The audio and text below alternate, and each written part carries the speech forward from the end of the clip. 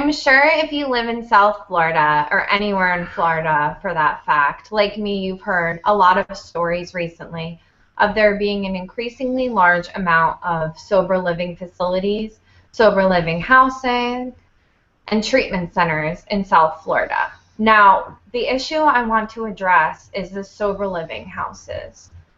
The sober living facilities are all regulated strictly by DCF to make sure that the facilities are safe and conducive to recovery for the recovering addict. The sober houses, however, there's thought to be over 3,000 unregulated sober houses in Palm Beach County alone. And when I say regulated, I don't mean with a microscope. I mean making sure that people are clean and sober, that there's regular UA testing, that there's curfew, and that there is staff there that can ensure the safety of the clients. And I don't think that's too much to ask. There's a organization through DCF called FAR. And I have here the FAR regulations from Tier 1, Tier 2, Tier 3, and Tier 4.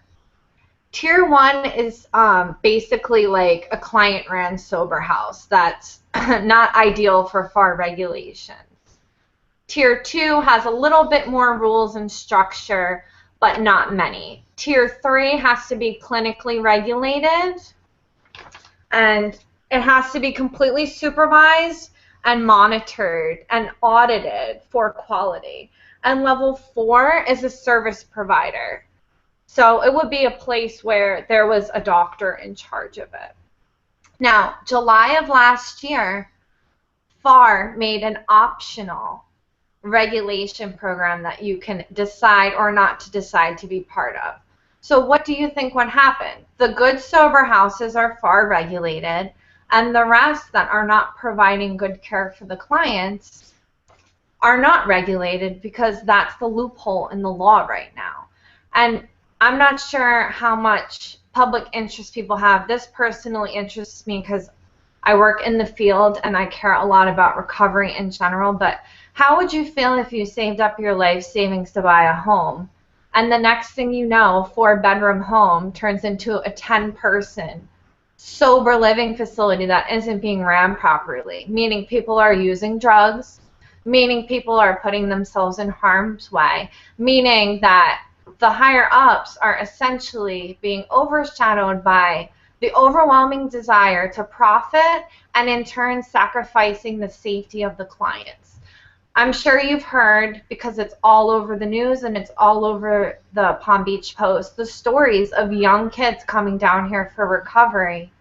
And a lot of success stories, but there's a lot of devastating heartbreak too. There was recently an overdose in a sober house that was unregulated with a locked door on the client rooms. That should not have been like that. That is a mindless death, in my opinion.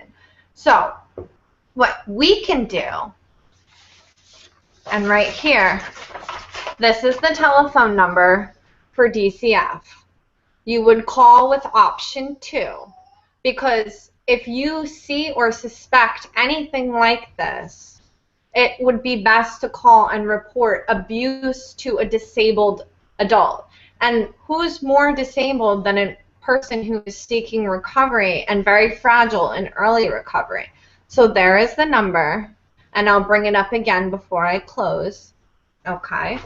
It's 1-800-962-2873, and you'd be pressing 2 to report abuse, neglect, or exploitation of elderly or vulnerable adult. And would you be interested if maybe it was your daughter who needed help? What about your husband?